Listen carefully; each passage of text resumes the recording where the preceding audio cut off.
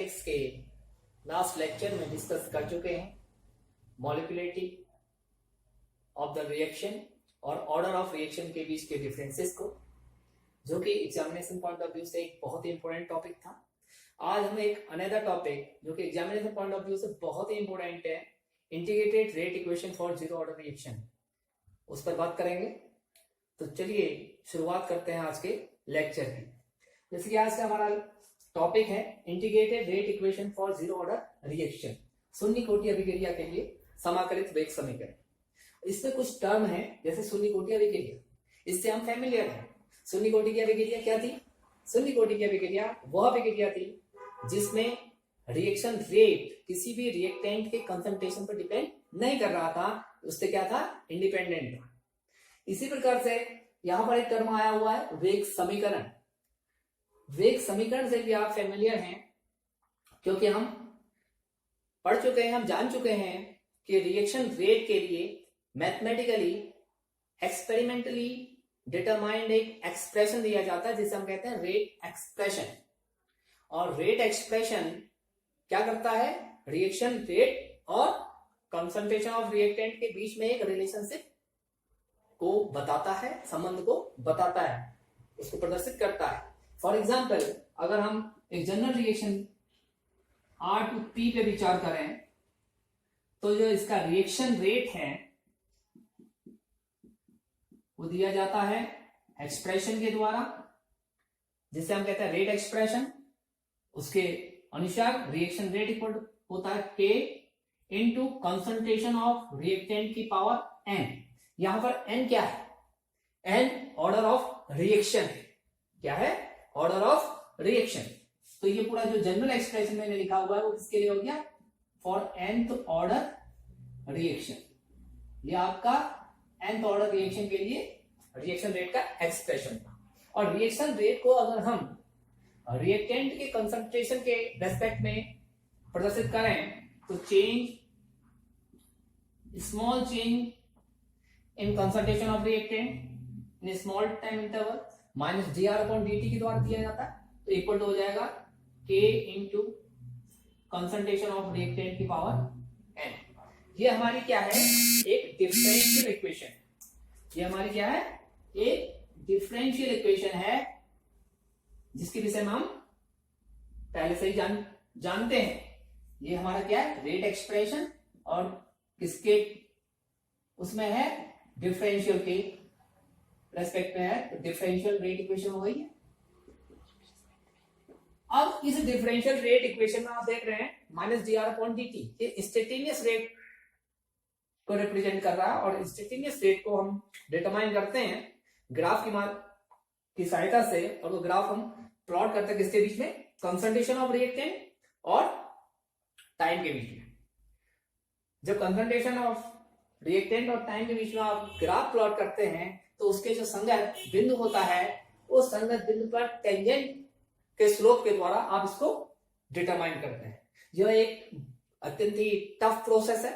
तो इसको इजी बनाने के लिए, अपने कैलकुलेशंस को, डाटाबेस कैलकुलेशन को इजी बनाने के लिए इसको इंटीग्रेट कर दिया जाता है, इसको समाकलित कर दिया जाता है, और उसके आधार पर जो हमें एक्सप्रेशन मिलता है वो बहुत ही इजी एक्सप्रेशन होता है, जो कि हमारी गणनाओं के लिए बहुत ही सरल हो जाता है। तो उसी को हम कहते हैं इंटीग्रेटेड रेट इक्वेशन।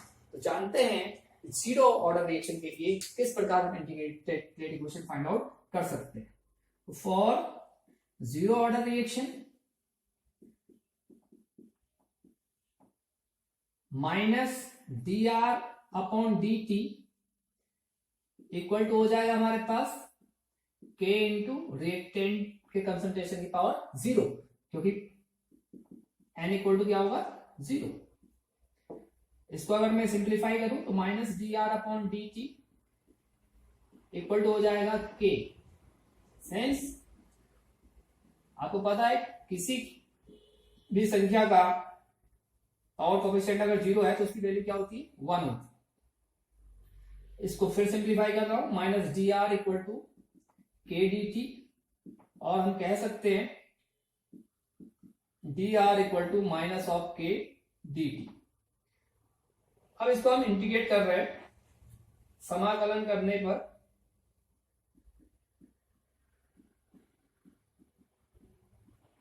समाकलन का साइन आप नोट कर ले, ये जो साइन बनाया हुआ है ये समाकलन का साइन है। समाकलन इसका dr का बराबर माइनस ऑफ k समाकलन dt। अब चूंकि बायोलॉजी स्ट्रीम के बच्चे समाकलन से इंट्रोड्यूस नहीं होते हैं, तो उनके लिए की पॉइंट के नोट पे के तौर पर, की पॉइंट नोट के तौर पे मैं एक चीज बता रहा हूं, इसको नोट करेंगे। पिछले की पॉइंट नोट पे आप देखिए, इंटीग्रेशन ऑफ x की power n d of x equal to x की power n plus 1 upon n plus 1, ये आप याद रखें। Plus of integral constant, integral constant c1, कुछ भी हो सकता है। अब अगर इस एक्सप्रेशन में हम x की पावर 0 रख देते हैं तो हमारा रिजल्ट आ जाता है x की पावर 0 मीन्स 1, तो हम लिख सकते हैं dx का इंटीग्रेशन क्या होता है, x प्लस इंटीग्रेशन कांस्टेंट। इसे आप एज ए फॉर्मूला भी याद रख सकते हैं और इससे भी ड्राइव कर सकते हैं। तो इसका इस्तेमाल करेंगे। यहां पर वेरिएबल है हमारा कंसंट्रेशन ऑफ रिएक्टेंट, इसका इंटीग्रेशन करेंगे तो आ जाएगा कंसंट्रेशन ऑफ रिएक्टेंट। इसके साथ ही एक क्या आएगा, इंटीग्रेशन कांस्टेंट भी आएगा, उसको मैं अभी लिख नहीं रहा हूं, और इधर भी इसी तरीके से इंटीग्रेट कर देंगे, KT आ जाएगा। यहां भी एक आपके पास क्या है, इंटीग्रेशन कांस्टेंट है, यहां भी आपके पास एक इंटीग्रेशन कांस्टेंट है। अब इनको अलग अलग न लिख करके हम क्या कर सकते हैं, इनके रिजल्टेंट को हम यहां पर लिख सकते हैं। तो हमने रिजल्टेंट मान लिया C था, तो ये हमारा C क्या है, समाकलन स्थिरांक है।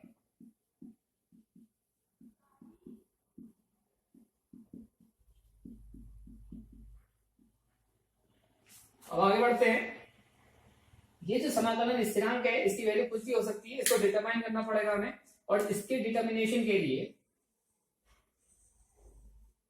हम लेकर के चलते हैं समय t बराबर 0, दैट मीन्स हम स्टार्टिंग की कंडीशन लेकर के चल रहे हैं। तो आपका कंसंट्रेशन ऑफ रिएक्टेंट इसकी इनिशियल कंसंट्रेशन के बराबर होगा, जिसको हम R0 के द्वारा रिप्रेजेंट करते हैं।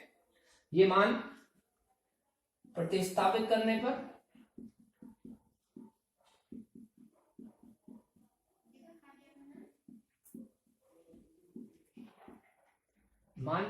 कर देंगे तो concentration of reactant equal to minus K into T की वैल्यू 0 प्लस ऑफ सी, ये आपको वैल्यू दे देगा सी की, सी इक्वल टू R0, R की जगह आ गया R0 और टी की जगह हो गया 0, तो सी की वैल्यू आ गई R0।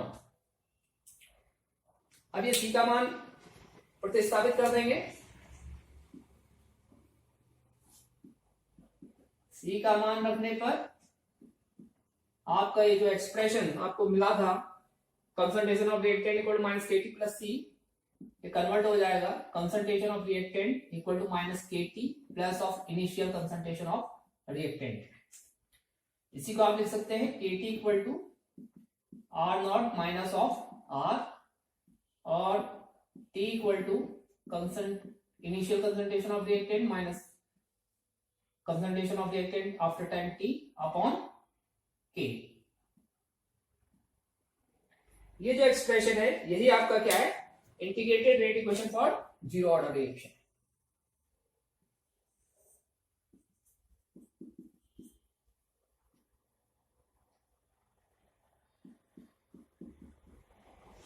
यही हमारी समाकलित वेग समीकरण है, उसके आधार पर हम मैथमेटिकल कैलकुलेशंस को इजीली कर सकते हैं। अब जरा देखिए, हमें एक एक्सप्रेशन प्राप्त हुआ था, R equal to minus of K T plus of R0। यहां पर देखिए ये कंसंट्रेशन ऑफ रिएक्टेंट टाइम के साथ वेरी करेगा, तो concentration of reactant is a function of T. तो यहां पर इसको हम कंपेयर कर सकते हैं y is equal to mx plus C, जो कि हमारी स्टेज टाइम की इक्वेशन है। जब हम तुलना करेंगे y equal to mx plus C से, तो हम देख रहे हैं y इक्वल टू आ रहा है हमारा concentration of reactant, m equal to है हमारे पास माइनस के कांस्टेंट, x जो वेरिएबल है वो इक्वल टू t, और c की वैल्यू है हमारी इनिशियल कंसंट्रेशन ऑफ रिएक्टेंट। क्योंकि y equal to mx plus c से इसको हम कंपेयर कर सकते हैं। तो अगर हम एक ग्राफ प्लॉट करें, एक ग्राफ अगर प्लॉट कर दिया जाए between reactant concentration and time के बीच में, तो हमें वो क्या मिलना चाहिए, एक स्ट्रेट लाइन मिलना चाहिए। यहां पर मैं ग्राफिकली इसको शो करता हूं। हमारे एक्स एक्सिस के अलावा हमने क्या लिया है, टाइम, और वाई एक्सिस के अलावा हमने क्या लेना है, कंसंट्रेशन ऑफ रिएक्टेंट। जो ग्राफ प्लॉट करेंगे वो एक स्ट्रेट लाइन आएगी और इसका स्लोप क्या है, नेगेटिव है, तो ये डिक्रीजिंग, इसका मान क्या होगा, कंसंट्रेशन जो रिएक्टेंट का वो टाइम के साथ डिक्रीज करेगा। तो ये इस तरीके से आपको एक लाइन सरल रेखा प्राप्त हो जाएगी। इस सरल रेखा में देखिए सी की वैल्यू कितनी है, आर नॉट, और ये सी किसको रिप्रेजेंट करता है, ये वाई एक्सिस में जो इंटरसेप्ट होता है उसको रिप्रेजेंट करता है। तो वाई एक्सिस में काटा गया अंतःखंड हमारे किसकी वैल्यू देगा, इनिशियल कंसंट्रेशन ऑफ रिएक्टेंट की वैल्यू देगा, जबकि इस स्ट्रेट लाइन का जो स्लोप होगा वो माइनस के बराबर होगा। दैट मीन उसके द्वारा आप डिटरमाइन कर सकते हैं किसको, रेट कांस्टेंट को। तो ये इसका ग्राफिकल रिप्रेजेंटेशन हो जाएगा। तो इस प्रकार हमने देखा कि जीरो ऑर्डर रिएक्शन के लिए किस प्रकार हम इंटीग्रेटेड रेट इक्वेशन को फाइंड आउट कर सकते हैं, और किस प्रकार जो इंटीग्रेटेड रेट इक्वेशन है उसके आधार पर हम कंसंट्रेशन ऑफ रिएक्टेंट और टाइम के बीच में एक ग्राफ प्लॉट कर सकते हैं। और ये ग्राफ हमें क्या मिलता है, स्ट्रेट लाइन के रूप में प्राप्त होता है। इसके आधार पर अगर कभी रिएक्शन दे दी जाए और रिएक्शन में कंसंट्रेशन ऑफ रिएक्टेंट और टाइम के बीच में ग्राफ इस तरीके से आपको प्राप्त हो स्ट्रेट लाइन के रूप में, तो आप अनुमान लगा सकते हैं कि रिएक्शन क्या है, हमारी जीरो ऑर्डर रिएक्शन है। और आपके जो एक्सपेरिमेंटल डाटाज हैं अगर वो इस इक्वेशन को फुलफिल करते हैं, सेटिस्फाई करते हैं, तो भी आपकी दी हुई रिएक्शन क्या है, जीरो ऑर्डर रिएक्शन है। तो यहां तक ये सारी चीजें नोट करके रखें। तो हम बढ़ते हैं आगे की ओर।